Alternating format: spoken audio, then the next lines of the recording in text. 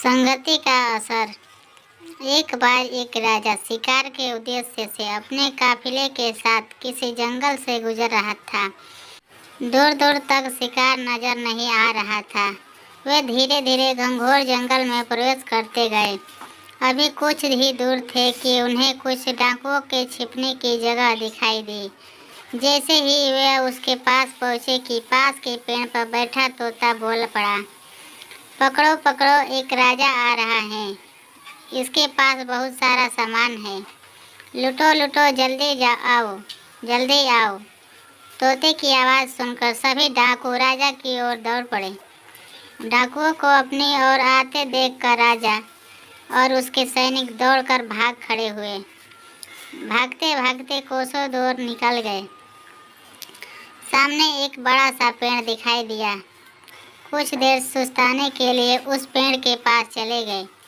जैसे ही पेड़ के पास पहुँचे कि उस पर बैठा तोता बोल पड़ा, आओ राजन, हमारे साधु महात्मा की कुटी में आपका स्वागत है।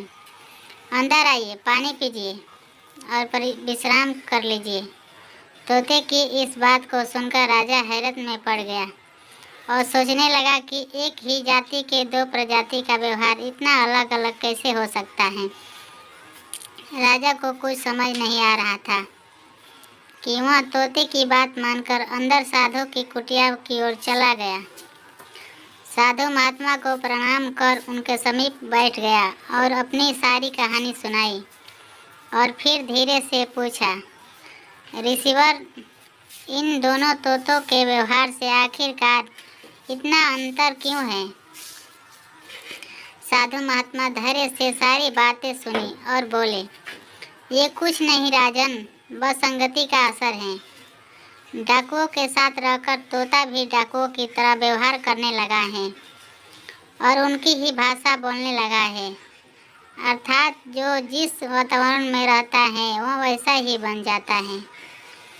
कहने का तात्पर्य यह है कि मूर्ख भी विद्वानों के साथ रहकर विद्वान बन जाता है और अगर विद्वान भी मूर्खों के संगत में रहता है तो उनके अंदर भी मूर्खता आ जाती है।